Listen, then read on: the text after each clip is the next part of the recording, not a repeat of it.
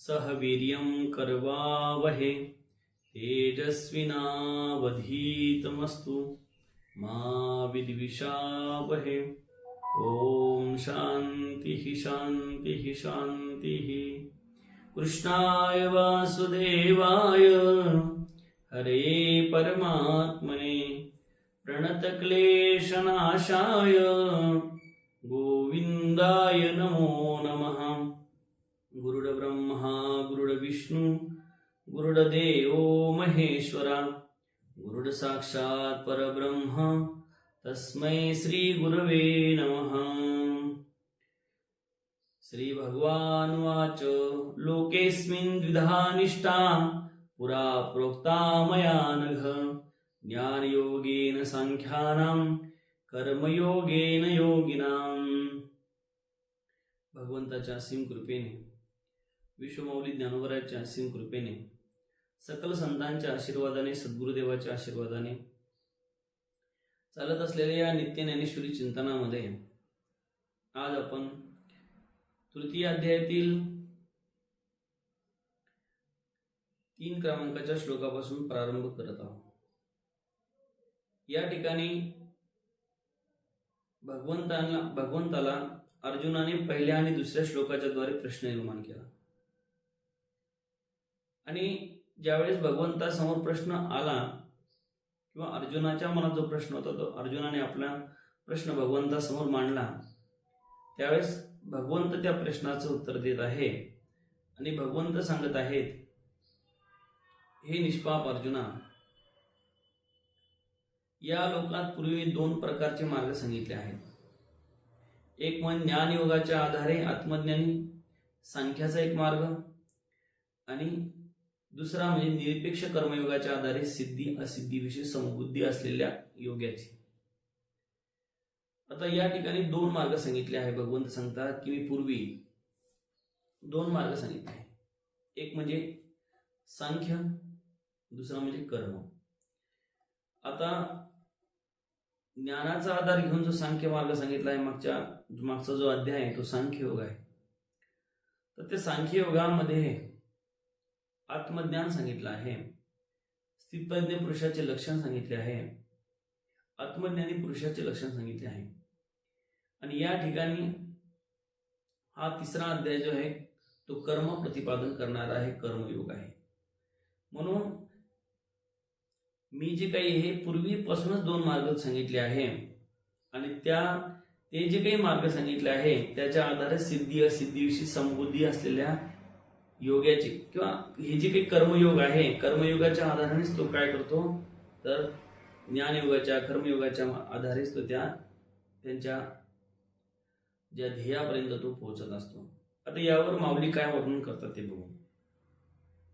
माऊली म्हणतात, या बोला श्री अच्युतू म्हणे तसे विस्मृतू अर्जुन हा ध्वनितू अभिप्राओ। हे बोलणे ऐकून भगवान श्रीकृष्ण आचार्य म्हणाले, कोणते बोलणे ऐकून, की अर्जुनाने जो प्रश्न निर्माण केला होता, अर्जुन जो भगवंताला म्हणाला की देवा, अरे तू अशा पद्धतीने आम्हाला याच्यातून बाहेर काढायला पाहिजे, तर तू आम्हाला आणखीन भ्रमित करत आहे। अनेक उदाहरण आपण मागच्या या 2 दिवसामध्ये आपण पाहिले, त्यामध्ये ज्या पद्धतीने एखाद्या रोग्याला जसा आजार झाल्यानंतर जी पथ्य दिलं आहे तेच पथ्य जर वैद्याने त्याला खाऊ घातलं, वैद्यानेच पथ्य द्यावं आणि वैद्यानेच त्याला ते पुन्हा खाऊ घालावं, मग कसा तो रोगी जगेल, अशा पद्धतीची अर्जुनाच्या मनात निर्माण झालेला प्रश्न, की जसं तुम्हीच मला सांगावं आणि तुम्हीच मला कर्म करण्यास प्रवृत्त करावं, तुम्हीच मला ज्ञान प्रतिपादन करावं, आत्मज्ञान सांगावं, आत्मस्वरूपाची महात्म्य सांगावे, आत्मज्ञानाचे महात्म्य सांगावे आणि तुम्हीच मला पुन्हा कर्मामध्ये ढकलत आहे, कर्मामध्ये लोटत आहे, नक्की मला काय आहे ते समजू द्या, नक्की मला काय आहे तर ते कळू द्या, मला समजू द्या की नेमकं काय आहे। तर त्या पद्धतीने या ठिकाणी हे सांगत आहे की या बोला श्री अच्युतू, हे बोलणे ऐकून भगवान आश्चर्याने म्हणाले। मागचं जे काही बोलणं आहे अर्जुनाचं, त्याची जी अवस्था आहे, भ्रमी देवा आम्ही कसं जगावं, तू आज असं करावं तर आम्ही कसं राहावं, कसं जगावं, कसं हे करावं, अशा पद्धतीच्या अर्जुनाच्या मनातील जे काही भावना आहेत किंवा अशा पद्धतीने अर्जुनाने जे काही आपले भावना मांडल्या आहेत, तर सांगतात की अशा पद्धतीने देवाला आश्चर्य वाटलं की अर्जुनाच्या मनामध्ये असा प्रश्न निर्माण झाला तर माझ्या बोलण्याचा अभिप्राय काही प्रमाणात गूढ आहे. हे अर्जुना, माझ्या बोलण्याचा जो अभिप्राय आहे तो काही प्रमाणात गूढ आहे. अरे, काही शब्द असे असतात ते गूढ असतात. अरे, अभंग चिंतनामध्ये आपण पाहिलं तर अभंग चिंतनामध्ये काही कूट अभंग असतात आणि त्या कूट अभंगाचा सहजासहजी अर्थ कळत नाही. त्या कूट अभंगाचं चिंतन करायचं असेल तर त्या सगळ्या गोष्टीचा विचार करून त्या अभंगाचा अर्थ लावावा लागतो. त्या पद्धतीने या ठिकाणी सुद्धा ज्या पद्धतीने गूढ शब्द आहेत, कारण काही शब्द असे असतात की ते शब्द काय, तर ते शब्द जे आहे ते शब्द गूढ असतात. ते शब्द मांडताना, हे करताना, प्रतिपादन करताना काही लोकांना लगेच समजत नाही, त्यांना ते समजून सांगावं लागतात. काही गूढ शब्द असतात, काही तत्वज्ञानी शब्द असतात, काही नैयायिकाचे शब्द असतात, काही तार्किकाचे शब्द असतात शास्त्रामध्ये सुद्धा. तर अशा पद्धतीने जे शब्द असतात ते व्यवस्थितरित्या पुन्हा पुन्हा सांगावं लागतात, तेव्हा ते कळत असतं. वेदांत सुद्धा जो आहे तो एकदा ऐकल्यानंतर कळत नाही, तो अनेक वेळेस श्रवण केल्यानंतर, अनेक वेळेस ऐकल्यानंतर मग माणसाला तो कळायला प्रारंभ होत असतो. तसं माझ्या बोलण्याचा अर्थ गूढ आहे आणि काही प्रमाणात जे काही आहे काही प्रमाणात गूढ आहे. काही प्रमाणात तुला समजतही असेल परंतु काही प्रमाणात तुला समजत नाही. याचा अर्थ की जे गूढ आहे ते पुन्हा सांगतात, जे बुद्धियोग सांगता सांख्यमत संस्था प्रगटली स्वभावता प्रसंगी आम्ही. निष्काम कर्मयोगाचे वर्णन करत असताना प्रसंगाने सहजच आम्ही सांख्यांना मान्य अशी योगाची निष्ठा सांगितली आहे. काय निष्काम कर्मयोग, आता मागच्या या द्वितीय अध्यायामध्ये सुद्धा भगवंताने स्वधर्माचं पालन करण्याचा अर्जुनाला सल्ला दिला. पण स्वधर्माचं पालन करत असताना मी करता आहे अशा पद्धतीची कुठेही भूमिका तू घेऊ नको. मी करणार आहे, माझ्या हातून कर्म होतं, मी करतो, मी मारणार आहे, हे मरणारे आहे, माझ्यामुळे हे मरत आहे, अशा पद्धतीची तुझ्याकडे तू कुठल्याही प्रकारे कर्म तुझ्याकडे घेऊ नको किंवा त्याचं एक प्रकारचं श्रेष्ठत्व किंवा एक प्रकारचं त्याचा मान सन्मान किंवा मी केलं अशा पद्धतीची जी भावना मनामध्ये ती तुझ्या ठिकाणी निर्माण व्हायला नको. म्हणजे मी करता आहे अशा पद्धतीची भावनाच तुझ्या ठिकाणी निर्माण व्हायला नको. कर्म तुला करावंच लागणार आहे. कर्मण्येव अधिकारस्तमा फलेषु कदाचन. कर्म तर तुला कर्म तुला करावं लागेल, परंतु कर्म करत असताना त्या फलाची अपेक्षा तू धरू नको.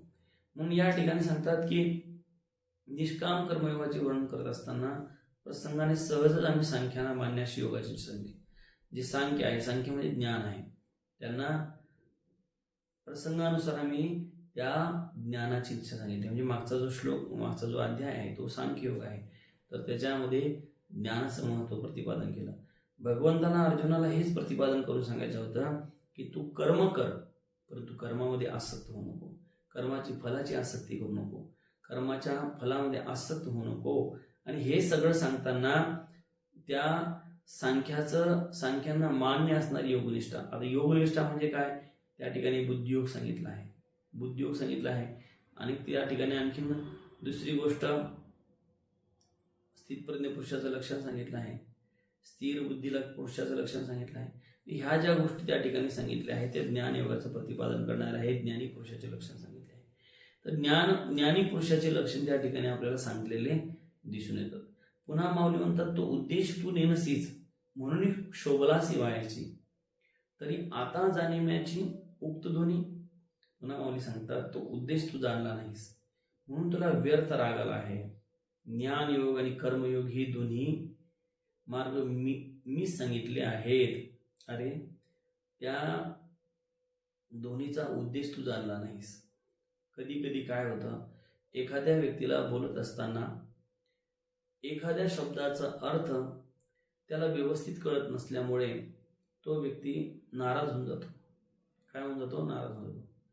वास्तविक त्या बोलण्यात त्याचा अपमान व्हावा किंवा तो नाराज व्हावा ही भूमिका नसते. परंतु तरीही सुद्धा शब्दाचा खेळ, शब्द बोलताना ते शब्दातून त्याला दुखवायचे जरी नसले तरी त्या शब्दाचा चुकीचा अर्थ त्याने ग्रहण केल्यामुळे तो काय होऊन जातो, नाराज होऊन जातो. या ठिकाणी तू अर्जुना हे जाणलं नाहीस, हे याचा उद्देश काय आहे, तू याचं काही जाणलं नाहीस. उद्देश काय आहे हे जाणणं महत्वाचं आहे. त्याचा उद्देश काय हे तू जाणू शकला नाही, ते जाणलं नाहीस. म्हणून ज्या पद्धतीने मी सांगितलेलं असताना सुद्धा तुला असा राग आला आहे म्हणजे हेच अर्जुनाने भगवंताला सांगितलं, देवा तुम्हीच ऐसं करावे तरी आम्ही काय करावे, अशा पद्धतीने राग आला. म्हणजे याच पद्धतीने अरे तू जर आम्हाला अशा पद्धतीने भ्रमित करत असाल तर आम्ही कोणाकडे जायचं आहे, आम्ही काय करायचं आहे, आम्ही कसं जगायचं आहे, आम्ही कसं राहायचं आहे, अशा पद्धतीने प्रतिपादन या पहिल्या 2 श्लोकामध्ये केलं आहे. तू आज ऐसं बोलावं, तू आज असं सांगायचं, तू आज आम्हाला पुन्हा कर्म करायला लावायचं. भगवंताने सांगितलं बाबा दोन्ही मार्ग मी सांगितले आहे, परंतु तुला ते व्यवस्थित समजले नाही, व्यवस्थित कळले नाही, त्यामुळे व्यर्थ तुझ्या ठिकाणी काय झालं आहे, राग आला आहे. ज्ञानयोग आणि कर्मयोग दोन्ही मार्ग मी सांगितले आहे. ज्ञानयोगीही मी सांगितला आहे, कर्मयोगही मी सांगितला आहे. पुन्हा माऊली म्हणतात, अवधारी वीर श्रेष्ठा ए लोकी या दोन्ही निष्ठा, मजची पासून प्रगटा अनादि सिद्ध. अरे हे वीर श्रेष्ठ अर्जुना, या दोन्ही निष्ठा अनादि काळापासूनच आहेत आणि माझ्यापासून या लोकी व्यक्त झाल्या आहेत. हे वीर श्रेष्ठा, या दोन्ही निष्ठा, कोणत्या दोन्ही निष्ठा, ह्या दोन्ही निष्ठा अनादि काळापासून, म्हणजे कर्मयोग आणि ज्ञानयोग, ठीक आहे. या दोन्ही निष्ठा, कर्मयोगाच्या प्रतिनिष्ठा, काही लोक आपल्या जीवनामध्ये निष्काम कर्मयोगाचं आचरण करतात. कर्म करतात पण कुठलीच अपेक्षा करत नाही, कुठल्याही प्रकारचे नाही. आता काही लोक कर्म करतात, संस्था काढतात, काही लोक हे करतात, संस्थाकडून भरपूर मायपुंजी कमवतात, पैसा कमवतात, तरीही लोक त्यांना म्हणतात निष्काम कर्मयोगी. काय म्हणतात, निष्काम कर्मयोगी. तर वास्तविक पाहिलं तर साधू संतांच्या बाबतीत काही म्हणता येणार तुम्हाला, पण अरे तुम्ही ग्रस्त असून तुम्ही खूप सारा पैसा कमवला, खूप धन कमवलं, बिल्डिंगी बांधल्या, हे केलं, तर तुम्ही तुमच्या स्वार्थासाठी, तुम्ही तुमच्या मुलाबाळासाठी, तुम्ही तुमच्या प्रपंचासाठी केलं, आणि काय म्हणत आहे की निष्काम कर्मयोगी. स्वतःला निष्काम कर्मयोगी समजत आहे. निष्काम कर्मयोगीचा अर्थ काय आहे की ज्याला कुठल्याही प्रकारे फलाची अपेक्षा नाही. मग जर तुम्हाला कुठल्याही फलाची अपेक्षा नसेल, कुठल्याही प्रकारची आशा नसेल, तुम्ही तुझ्या मुलाबाळाला का देता संस्था, का त्याला अधिकारी करता, एखादा दुसरा व्यक्ती का अधिकारी करत नाही? कारण तुम्ही तुमच्या मुलाबाळाला तुमचा स्वार्थ आहे, म्हणून तुम्ही निष्कामी नाही ठरू शकत. तुम्ही निष्काम कर्मयोगाचा जरी शब्द प्रयोग करत असले तरी तुम्ही निष्कामी ठरू शकणार नाही, तुम्ही निष्कामी होऊ शकणार नाही. म्हणून निष्कामी होण्यासाठी तुम्हाला काय करावं लागेल, तर निष्काम कर्मयोग आचरावा लागेल, की जेणेकरून त्या कर्मामध्ये कुठल्याही प्रकारची आसक्ती राहणार नाही. मी करता आहे ही भूमिका राहणार नाही, मी करणार आहे ही भूमिका राहणार नाही. अशा पद्धतीने तुम्हाला वागावं लागेल. आता या ठिकाणी भगवंत म्हणतात, हे वीर श्रेष्ठा, या दोन्ही निष्ठा माझ्यापासून आल्या आहे, मी सांगितलं आहे. या अनादी पुन्हा ह्या काही आताच्या नाही, या आताच तुला सांगितलं अशातला काही प्रकार नाही, अनादी काळापासून आहे. आणि माझ्यापासून ह्या काय झाल्या व्यक्त झाल्या, एक ज्ञानयोग आणि एक कर्मयोग, एक निष्काम कर्मयोग आणि एक ज्ञानयोग. ज्ञानयोगाच्याही द्वारे भगवंताची प्राप्ती होणार आहे, आणि कर्मयोगाच्याही द्वारे, निष्काम कर्मयोगाच्याही द्वारे भगवंताची प्राप्ती होणार आहे. पुढे ते सांगणारच आहे माऊली. एक ज्ञानयोग म्हणजे जो सांख्य अनुष्ठीजे, जे ओळखीसे पाविजे तद्रूपता. या ठिकाणी पुन्हा माऊली म्हणतात की त्यापैकी एका निष्ठेला ज्ञानयोग म्हटलं आहे, त्याचे आचरण ज्ञानी लोक करतात, त्यामुळे आत्मतत्वाची जाणीव होऊन तद्रूपता प्राप्त होते. एका निष्ठेला म्हटलं ज्ञानयोग, की त्या ज्ञानयोगाच्या द्वारे काय करतात, हे जे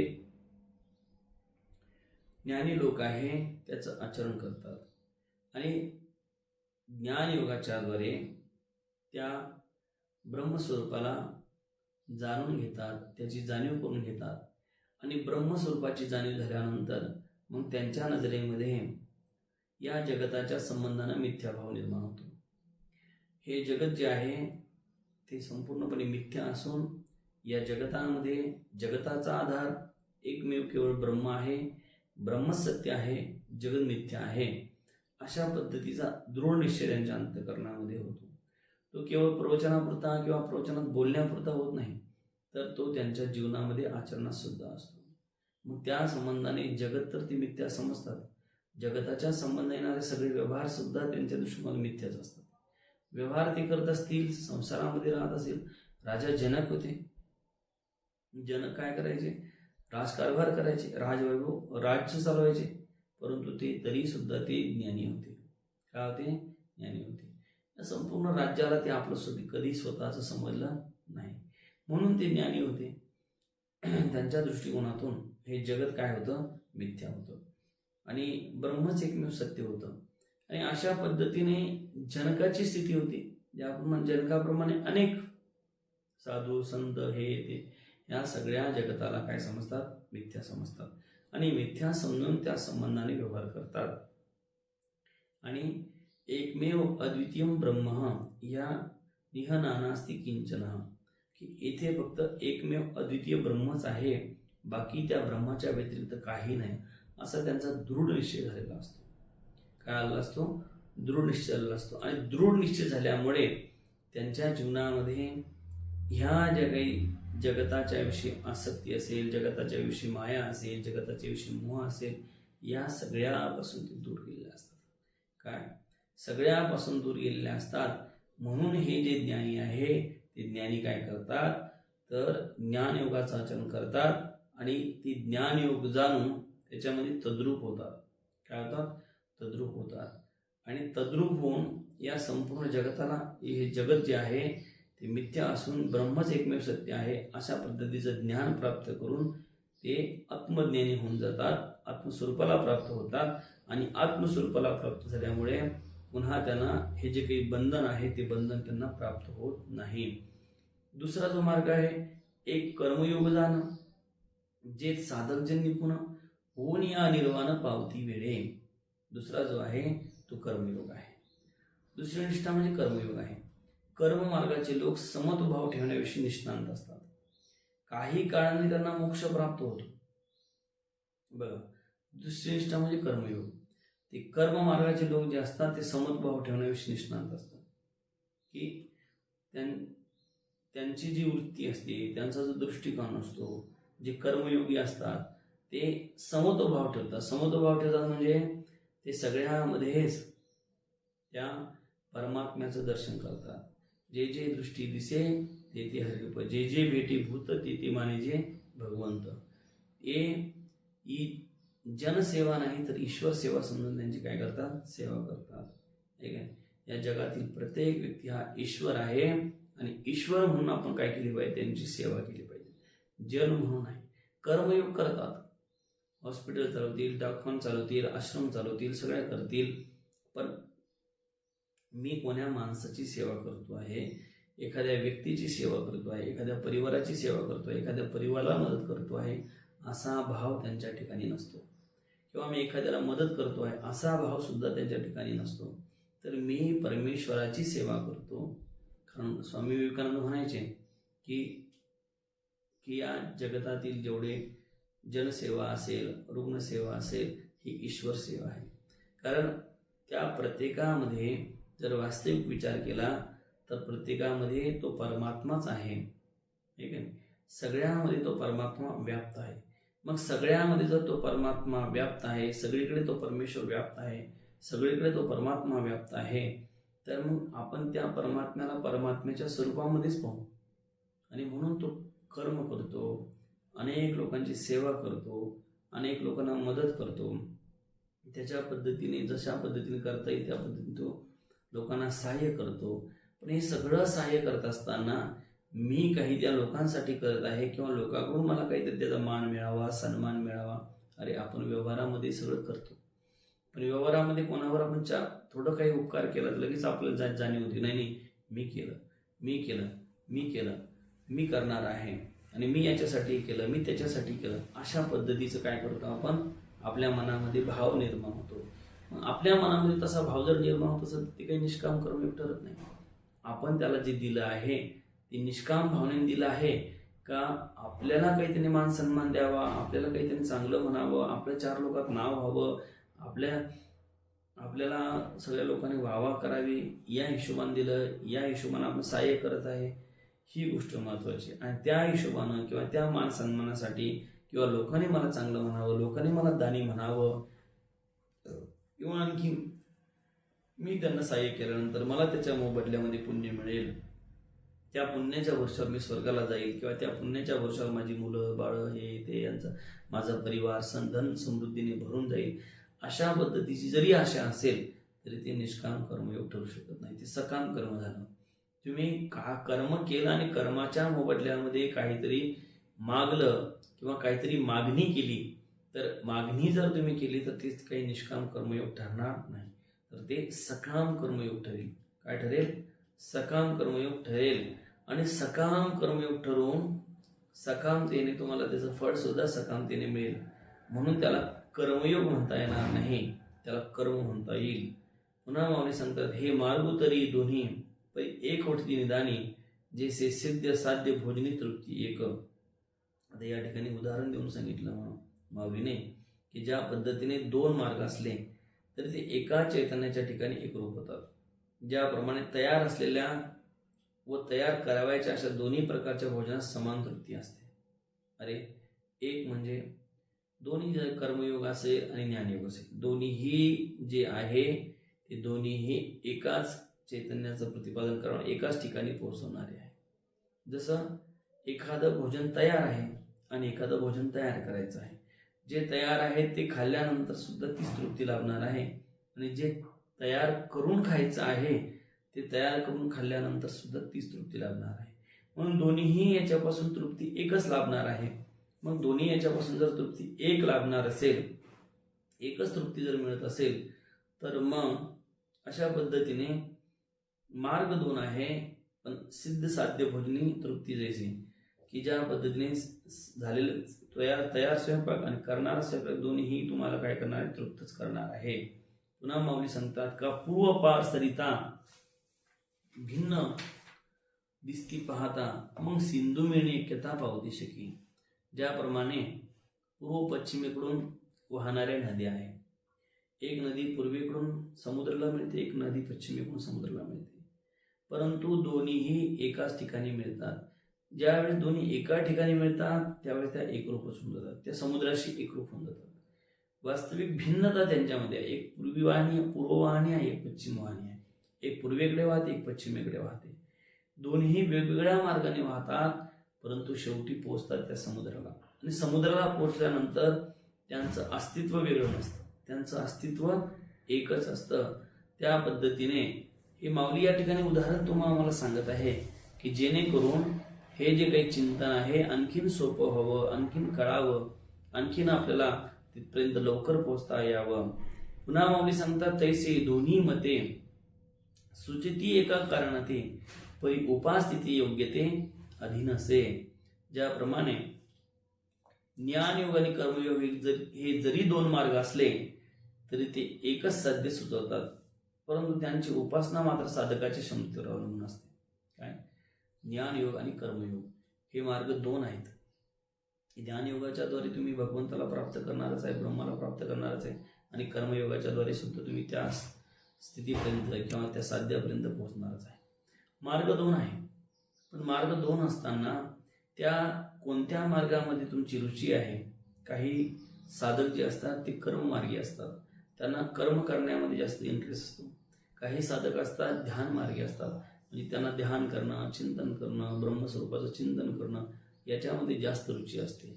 त्यामुळे ते कर्मामध्ये फार आसक्त होत नाही, कर्मामध्ये पडत नाही. करतही असले तर ते तात्पुरतं कर्म करून त्याच्यामध्ये कुठल्याही प्रकारचे हे ठेवत नाही आणि ब्रह्मचिंतन करत राहतात. काही असतात की त्यांना सतत कर्मामध्ये इंटरेस्ट असतो, त्यांना कर्म करायला आवडतं आणि कर्म करायला आवडून ते कर्म करतात.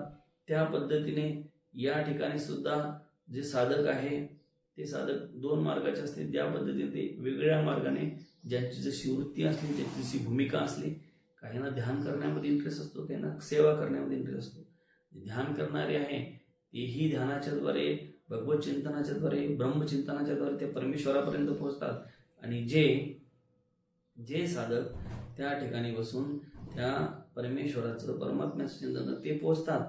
आणि काही त्या भगवंताची सेवा करतात, कर्म करताना कुठल्याही प्रकारची सकामता ठेवत नाही, तेही भगवंतापर्यंत पोहोचतात. आता या ठिकाणी पुन्हा माऊलीने उदाहरण दिलं आहे. देखे उत्पल्लवना सरिसा, पक्षी फळासी झोंबे जैसा, सांगे नरुके वितैसा, पावे वेगा. या ठिकाणी उदाहरण देऊन सांगतात माऊली, असे पहा की पक्षी उडल्यानंतर ताबडतोब तो फळाला झोंबतो, त्याप्रमाणे माणूस अति जलद वेगाने फळापर्यंत पोहोचू शकेल काय?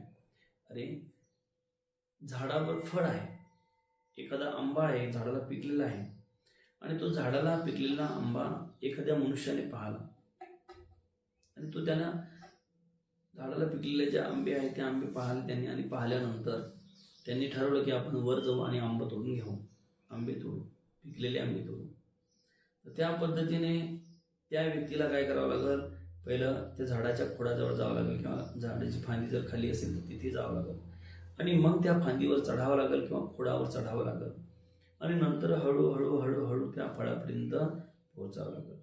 परंतु पक्षाला मात्र झाडाच्या फांदी पाहायचं काम आहे ना खोड पाहायचं काम आहे, त्याला काही खोडावर चढायचं काम नाही. तो डायरेक्ट जसा येईल तसा त्या डायरेक्ट फळाच्या डांगीवर बसेल, त्या फळावर बसेल, आणि त्या फळाचा तो आस्वाद घेईल.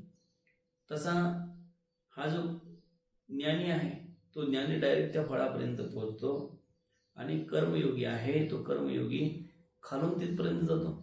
म्हणजे दोन्हीही मार्ग आहे, शेवटी हाही तिथपर्यंत पोहोचला, तोही तिथपर्यंत पोहोचला, फक्त मार्ग वेगळे आहे. ज्या पद्धतीने एक मनुष्य तो अति जलद वेगाने गेला, हा थोडा शांततेने गेला, त्याप्रमाणे पुन्हा माऊली सांगतात, तो हळूहळू ढाळी केतुन एक वेळे, त्या मार्गाच नाही बळे निश्चित ठाके. तो हळूहळू का होईना, परंतु त्या मार्गापर्यंत, तिथपर्यंत, त्या फांदीपर्यंत तो निश्चित त्या ठिकाणी पोहोचत असतो. तसं कर्मयोगी आहे, कर्मयोगी निष्काम कर्मयोग करून त्या मार्गापर्यंत पोहोचतात. ज्ञानी सुद्धा आपल्या ज्ञानाच्या ज्ञानाचं चिंतन करून, ब्रह्मचिंतन करून त्या ठिकाणी पोहोचत असतात. तैसे देखपा विहंगमाते, अधिष्ठान ज्ञानाते, सांख्य सद्य मोक्षाते अकळती. आता माऊली सांगतात की ज्याप्रमाणे ज्ञान मार्गाने जे वाटचाल करतात त्यांनी ते ज्ञानी विहंगम मार्गाने तात्काळ मोक्षाची प्राप्ती करून घेतात. जे ज्ञान मार्गाचे आचरण करणारे आहे, साधक आहे, ते विहंगम मार्गाने, म्हणजे जसं पक्षाप्रमाणे ते लगेच काय करतात, तर त्या ब्रह्माची प्राप्ती करून घेतात. मी तुम्हाला सांगितलं मार्ग जरी दोन आहे, शेवटी एकाच ठिकाणी पोहोचणार आहे. तर त्या पद्धतीने एकाच काय करतात, तर त्या परमेश्वराची, त्या परमात्म्याची काय करतात, प्राप्ती करून घेतात. त्याप्रमाणे त्या परमात्म्याची प्राप्ती, त्या ब्रह्माची प्राप्ती किंवा ब्रह्मस्वरूपाची प्राप्ती करून घेतात. आणि दुसरा जो आहे तो कर्मयोगी आहे. ए योगिया कर्माधरी, विहितीची निजाचारी, पूर्णता अनुसारे पावती होती. की दुसरे जे कर्मयोगी आहेत ते कर्मयोगाच्या आधारे शास्त्राप्रमाणे आपलं आचरण करून त्यांनी काही काळाने मोक्षाला प्राप्त होतात. ते सुद्धा शास्त्राप्रमाणे, शास्त्रात जसं सांगितलं त्या पद्धतीने आचरण करून, त्या पद्धतीने कर्म करून, त्या पद्धतीने निष्काम कर्म करून ते सुद्धा त्या मार्गाला किंवा त्या सिद्ध साध्य अवस्थेपर्यंत ते काय होतात, पोहोचतात. जे काही त्यांचं ध्येय आहे त्या ध्येयापर्यंत पोहोचतात.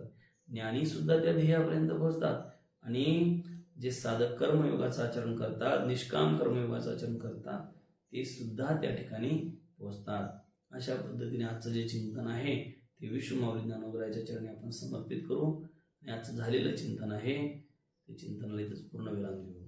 ओम पूर्णमदः पूर्णमिदं पूर्णात् पूर्णमुदच्यते पूर्णस्य पूर्णमादाय पूर्णमेवावशिष्यते. ओम शांती शांती शांती.